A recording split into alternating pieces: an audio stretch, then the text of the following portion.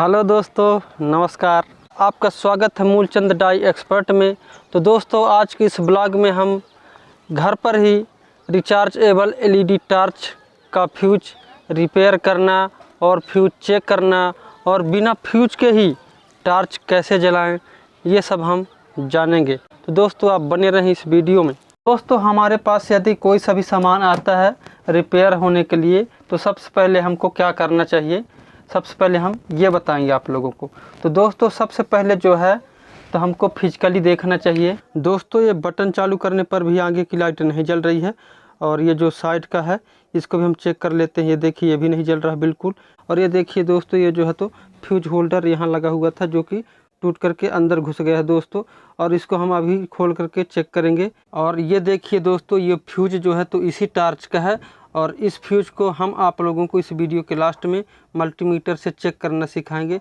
तो दोस्तों, टाइम व्यर्थ ना करते हुए हम फटाफट से जो है टॉर्च खोल लेते हैं। और ये देखिए, इसका स्टिकर वगैरह हम ब्लेड से काट लेते हैं, और इसकी जो क्लिप है इसको भी निकाल लेते हैं। और निकालने के बाद दोस्तों, हम बड़े ही आसानी से टॉर्च को ओपन करेंगे, जिससे अंदर का कोई सा भी कनेक्शन छूट न जाए, जिससे आप लोगों को परेशानी हो सकती है। तो दोस्तों, सबसे पहले हम ये चेक कर लेते हैं कि फ्यूज के अलावा टॉर्च में और तो कहीं से समस्या नहीं है।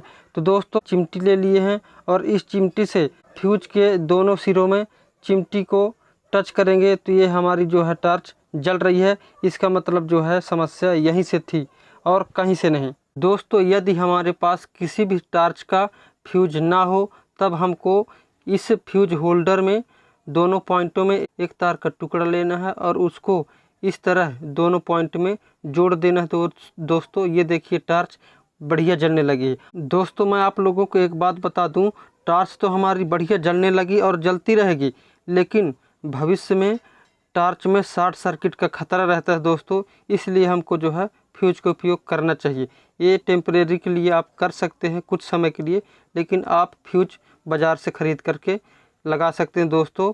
10 या 20 रुपये में मिल जाएगा आसानी से। इसलिए आप जो है फ्यूज ज़रूर लगाएं। दोस्तों, हमारे पास नया फ्यूज होल्डर पड़ा था, इसलिए हम जो है तो फ्यूज होल्डर चेंज कर देंगे। तो जल्दी से हम जो है सोल्डर आयरन से वायर को हटा देंगे, और हटाने के बाद दोस्तों, ये देखिए हम जो है इस जाम नट को निकाल लेंगे। जल्दी से निकालने के बाद जो है जाम नट हटा करके नया फ्यूज होल्डर लगा देंगे। दोस्तों, आप ऐसी गलती बिल्कुल न करना कि फ्यूज होल्डर लगाने के बाद आप कनेक्शन करें, क्योंकि कनेक्शन करने में आप लोगों को परेशानी जाएगी दोस्तों। इसलिए आप जो है तो फ्यूज होल्डर को बाहर से ही कनेक्शन करें। ये देखिए, छेद से हम जो है वायर बाहर निकाल लेंगे, और तार बाहर निकालने के बाद वायर भी पकड़ेंगे और फ्यूज होल्डर भी पकड़ेंगे दोस्तों अच्छे से। और ये देखिए, पहले पॉइंट में हम जो है सोल्डरिंग करेंगे। ठीक है, ये देखिए, ये हमने कर दिया। इसके बाद जो है दोस्तों, दूसरे पॉइंट पे भी हम आराम से जो है सोल्डरिंग करेंगे। ये देखिए दोस्तों, दूसरे में भी हमने कर दिया।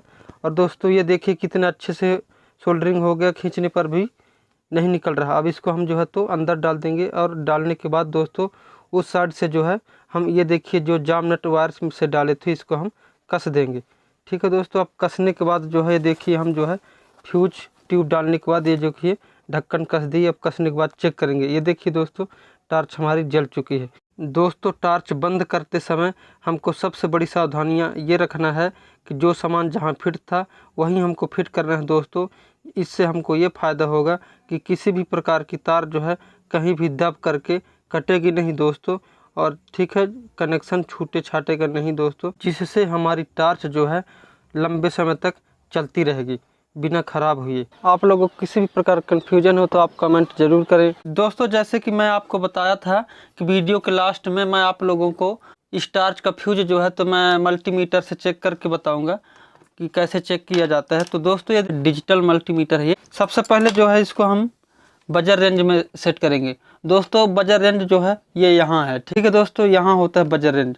इसमें से हम जो है तो कंटिन्यूटी वाली कोई सी भी चीज़ चेक कर सकते हैं, और डायोड भी हम चेक इसी से करते हैं। ठीक है, तो ये देखिए हम फटाफट से जो है तो इसको हम सेट कर लेते हैं। ये देखिए, ठीक है, इसका जो तीर वाला निशान है इसके सामने होना चाहिए। ठीक है, अब ये देखिए हम इसको रख लेंगे। सबसे पहले हम चेक कर लेते हैं कि मीटर सही है या नहीं है। दोस्तों, चेक करने का तरीका, जब इसको हम आपस में टच करेंगे तो साउंड आएगी, देखिए। ठीक है दोस्तों, सुनाई दे रहा है। ये हमारा फ्यूज है। ठीक है, इस फ्यूज में ये पहला सिरा और दूसरा सिरा, जल्दी से इसको टच कर लेते हैं। ये देखिए। ठीक है दोस्तों, आपको दिखाई नहीं दे रहा होगा शायद। ये देखिए, गौर से सुनिए।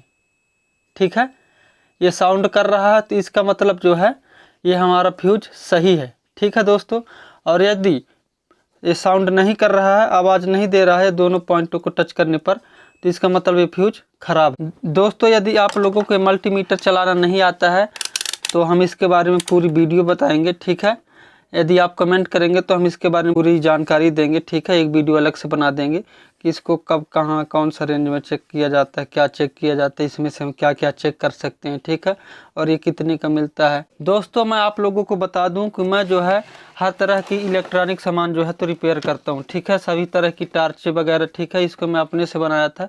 ये देखिए, सब खराब हो गई थी, डेड पड़ी थी, तो मैं इसमें सारा सामान नया लगा करके, और अभी इसको, ये हमारे यहाँ रिपेयर होने के लिए आया, इसकी भी वीडियो बनने वाली। ठीक है, इसको भी वीडियो बनने वाली है, इसलिए जो है तो आप हमारे चैनल में बने रहें।